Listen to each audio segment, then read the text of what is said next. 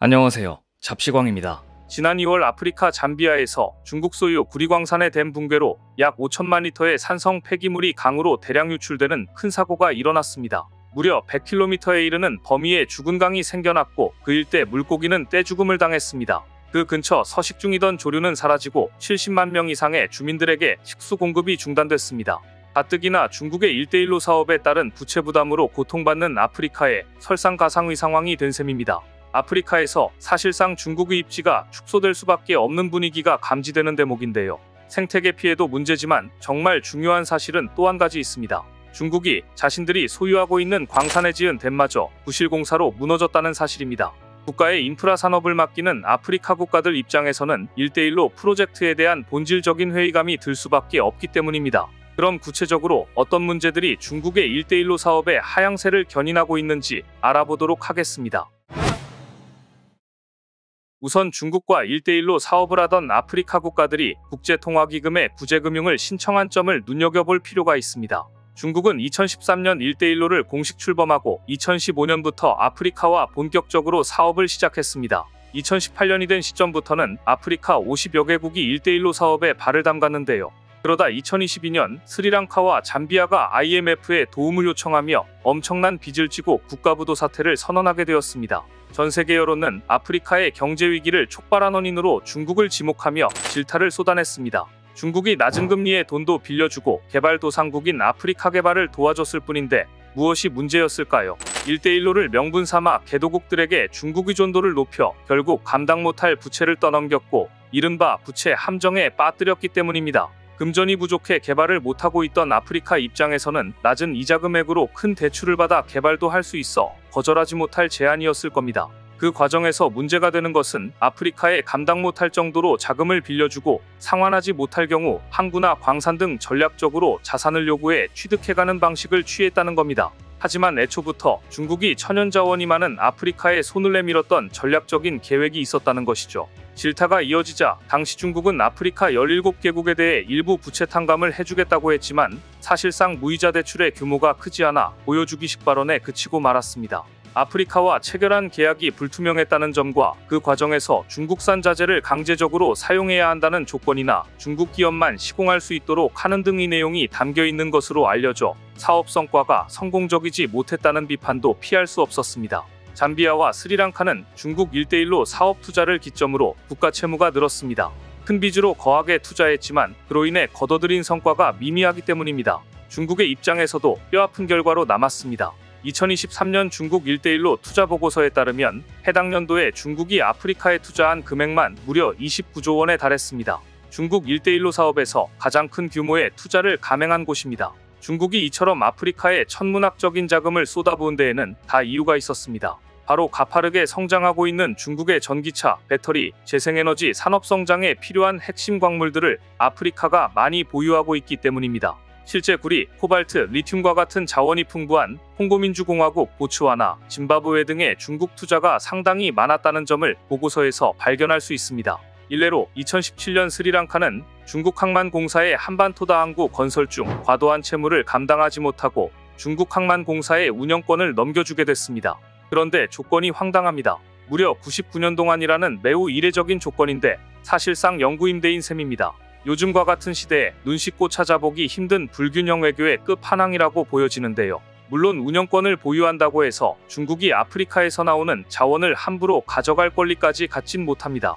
다만 항구를 통해 물류 네트워크를 중국에 유리하게 재편하는 식으로 활용할 수 있게 됩니다. 또 사실상 아프리카 대륙에 군사기지를 설치, 전략 거점을 확보해 중국 전체의 영향력을 강화하는 전략도 가능하게 됩니다. 지난 2017년 8월 중국이 동아프리카 지부티에 실제 중국 최초의 해외 군사기지를 설치한 사례를 보면 충분히 예측할 수 있는 시나리오로 보여집니다. 이 사건은 1대1로 사업과 얽혀있는 개도국들이 중국으로부터 자금을 대출하는 것을 포함 해당 사업을 축소하는 기조로 바꾸는 큰 변환점이 됐습니다. 믿는 도끼에 발등 찍힌 아프리카는 1대1로 사건을 타산지석 삼아 한국에 도움을 요청하기 시작했습니다.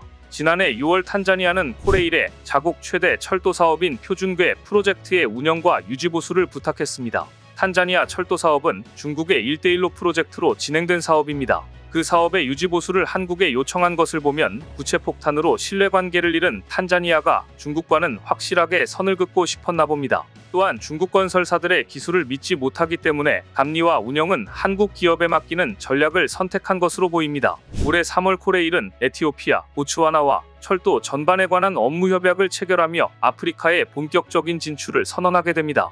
코레일은 이번 협약을 통해 두 나라와의 인력 양성, 철도 건설, 운영, 유지 보수 분야까지 철도 전반에 걸쳐 협력을 강화하기로 했습니다. 이 협약이 의미 있는 이유가 있습니다. 케냐로 이어지는 신규 철도 건설 사업의 타당성 조사도 진행하기 때문입니다. 기존 노선의 운영, 유지 보수 분야는 물론이며 케냐로 이어지는 대형 프로젝트까지 한국이 참여하게 된 것입니다. 사실상 중국이 버려놓은 1대1로 사업을 한국이 마무리 짓는 모양새인데요. 이러한 결과는 한문희 코레일 사장의 적극적인 노력도 한몫했습니다. 올해 초 한 사장은 아프리카 에티오피아의 수도 아디스아바바를 직접 방문해 철도 관련 업무 협약을 체결했습니다.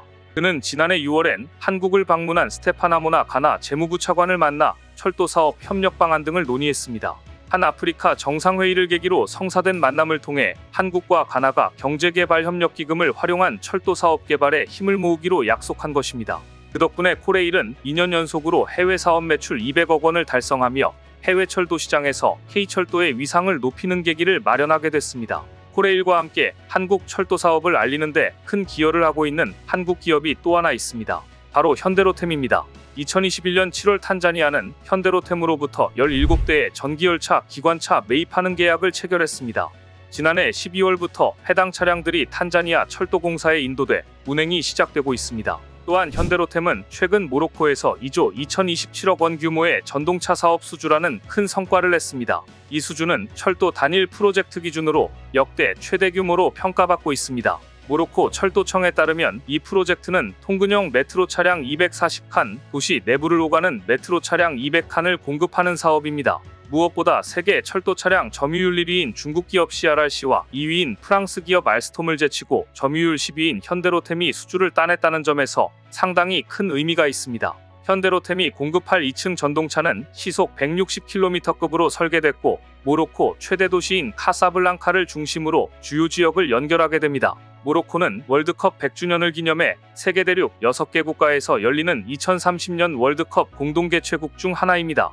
월드컵 개최를 준비하는 과정에서 대규모 교통인프라 확충이 이뤄지고 있어 이번 수주 이후 추가 발주 가능성도 높게 점쳐지고 있습니다. 현대로템은 이미 튀니지, 탄자니아, 이집트 등 다양한 아프리카 국가에서 사업 경험을 축적한 만큼 이번 수주를 계기로 아프리카 시장에서 입지를 더욱 넓힐 계획입니다.